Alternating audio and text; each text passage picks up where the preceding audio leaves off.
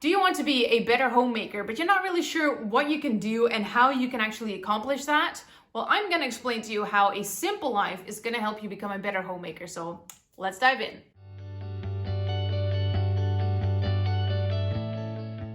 Hey, and welcome to today's video. For those that do not know me, my name is Stephanie. I'm a mama to 3 little kiddos and I homeschool them. I'm a homemaker, I'm a stay-at-home mom, and I love being at home. Now today I wanted to share a little bit more about my journey on how I became a better homemaker when I started to simplify our life. Now, full disclaimer, I am not saying you need to become a minimalist because I could never do that. So let's dive into all the things that I did in order to create a simpler life without having to live out of a suitcase, because nobody wants to do that, right? Now, the first thing has a lot to do with minimalism, and that is I decided to have less stuff. So I got rid of a bunch of things that I did not need or did not use anymore, and I never ever had it in my mind to become a minimalist. I just wanted to make sure that I didn't have anything in my house that I did not use or did not need. For example, when you open up your kitchen drawer and you have 4 bread knives, and you basically only use one because that is your favorite and you just use that one, why would you not get rid of those 3 other bread knives and give them to a thrift store, to someone else, whoever might be able to use them? But why would you have them in your drawer? It only takes up space, you don't need it, and it is only visual clutter. And those are the things that I did. So I walked through my house and I actually started that process about 7 years ago when I was pregnant with my firstborn. And I started to just slowly and gradually throw away things that I did not need. Like I said, I never even had the intention to become a minimalist, but it really did help me to look at things and say, okay, do I really need this? And do I really want to keep this? Now I do have to be honest here. I threw away quite a few things, or gave away quite a few things that I feel really bad about right now. Things that I thought I was never going to use anymore, and I actually did use them or did want to use them later on in life. And those are things that had to do with, for example, crafts. I did everything that I had to do crafts. So crochet, embroidery, all those things. I love doing that. I got everything out of the house because I was busy working on my side job at the time, which, side note, did not work out that well. You can see my story up in the card above, but that didn't work well. But what I decided to do is, okay, I need to focus on my side hustle. I'm not gonna do any crafts ever again. I don't know why I ever thought that, but I thought I don't need any of those items, so I'm just gonna give them away. So I gave everything away. I sold some things. Well, long story short, a few years later, I decided to ditch the side hustle. I thought, okay, what am I gonna do? What do I really want to do? And I came back to doing crafts. So I had to repurchase everything. So you do not want to do that. You want to really think about things. But like I mentioned with the bread knife, you really don't need 4 bread knives, okay? If you're really, really sure that you're never ever gonna use anything again, you can get rid of it. But just make sure that you are sure about that and that you don't need it. So that is just a little something that I experienced.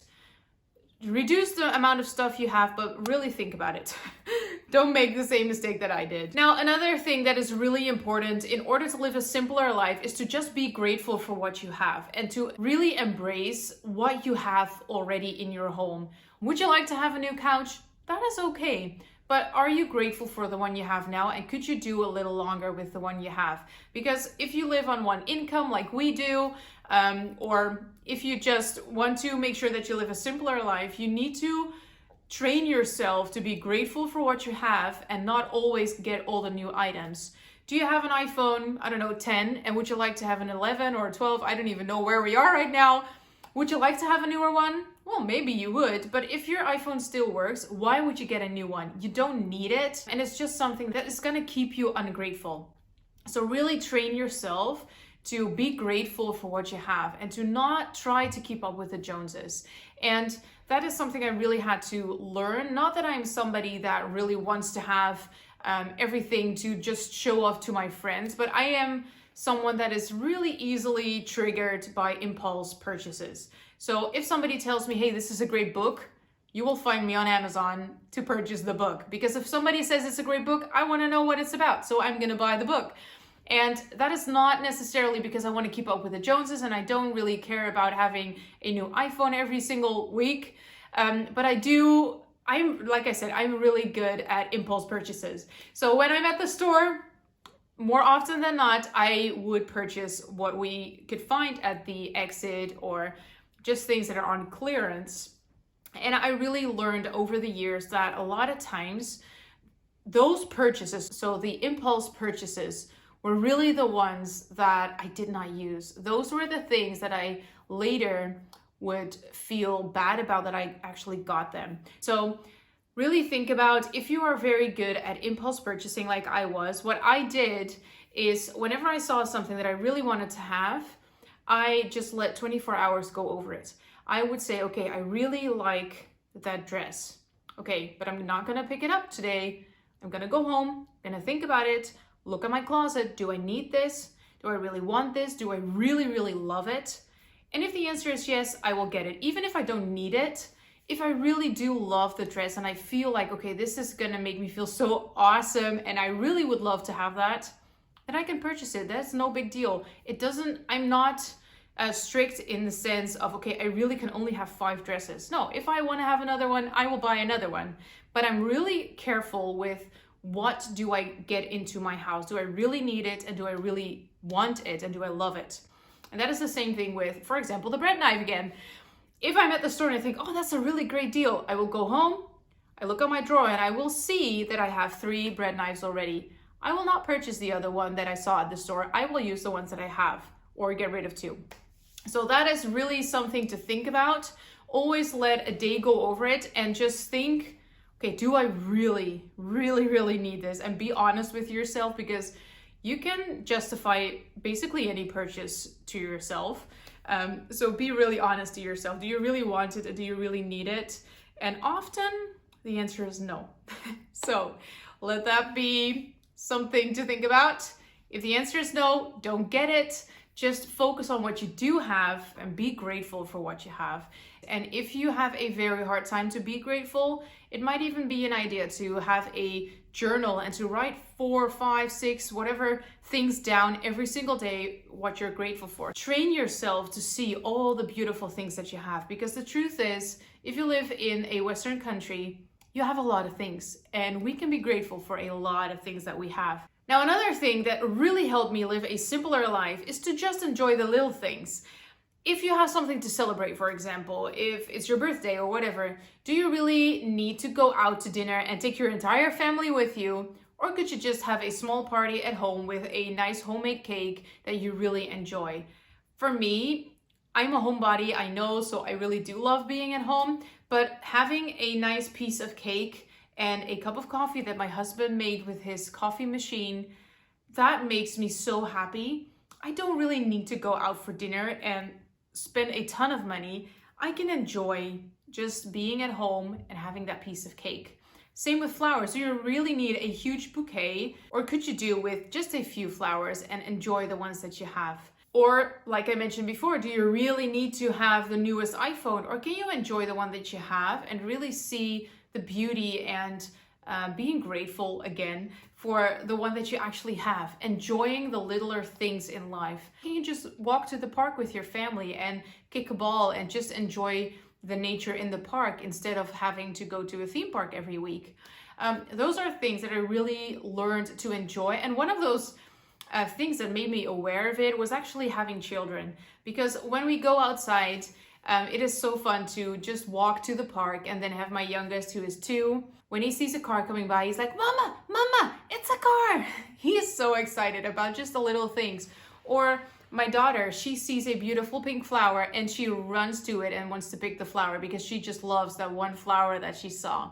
That is something that really makes you aware of the fact that there's so much wonder around us. There's so much beauty in nature, and we don't really need all the fancy things. We can be really grateful, and we can enjoy having those smaller things around us instead of always having to go to the bigger things. So that is something I really wanted to emphasize as well. Enjoy the little things. Now, another thing that is really going to help you to be a better homemaker is to just simplify your entire life. You don't have to go to every meeting that your friends have, or go to the library every single day. You can really simplify your life by staying home more often maybe, or simplifying your routine, your cleaning routine, your meal plan, things like that. Simplify those things in your life, those areas in your life, and it's going to be so much easier. When I didn't make a meal plan at the beginning of our marriage, I usually didn't do it. I would just go to the store every single day. I would walk around the store and think, okay, what do I really want to eat today? Well, more often than not, it took me way longer. It took me a lot of brain space, and it was just not good for anybody.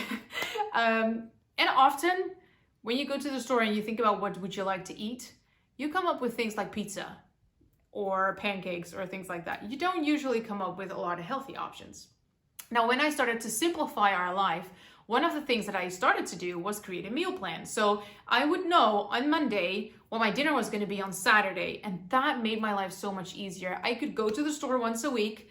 I knew, okay, I need to eat XYZ on Saturday, so I need to prep.